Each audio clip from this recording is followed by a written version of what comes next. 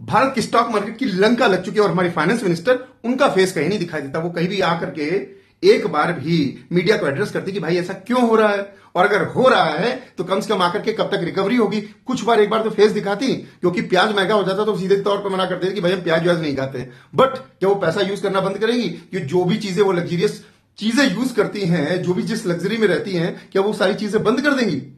मैं उनसे ये पूछना चाहता हूं कि कब तक जो मिडिल क्लास यहां पर अपने लाखों रुपए अपनी छोटी छोटी सेविंग लगा करके कि अच्छे रिटर्न्स की उम्मीद में पैसे लगाते हो, पूरी मार्केट धराशायी होगी और लाखों करोड़ों रुपए डूब गए। बड़े बड़े इन्वेस्टर्स सब मार्केट छोड़ करके बाहर निकल रहे हैं, लॉस में भी निकल रहे हैं।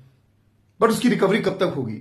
आप मिडिल क्लास को देखिए, बड़े लोग हैं वो तो अपना लगा करके किसी तरीके यंग के प्रकार बन जाएंगे, बट जो मिडिल क्लास आदमी उसने लाख 2 लाख 5 लाख लगाए हैं उसकी क्या हालत होगी? कम से कम आकर के इतनी तो अकाउंटेबिलिटी, इतनी तो सेंसिटिविटी, इतनी तो सेंसिबिलिटी होगी कि आकर के कम से कम मीडिया को तो एड्रेस करते कि आदमी के अंदर एक विश्वास तो जगाते। आपका काम क्या है? क्यों आपको फाइनेंस मिनिस्टर बनाया गया? आपको इसलिए बनाया गया है कि आप चीजों को अच्छे तरीके से सुचारू रूप से चला सके, और कम से कम जब जरूरत हो तो मीडिया को आकर के आप एड्रेस करो।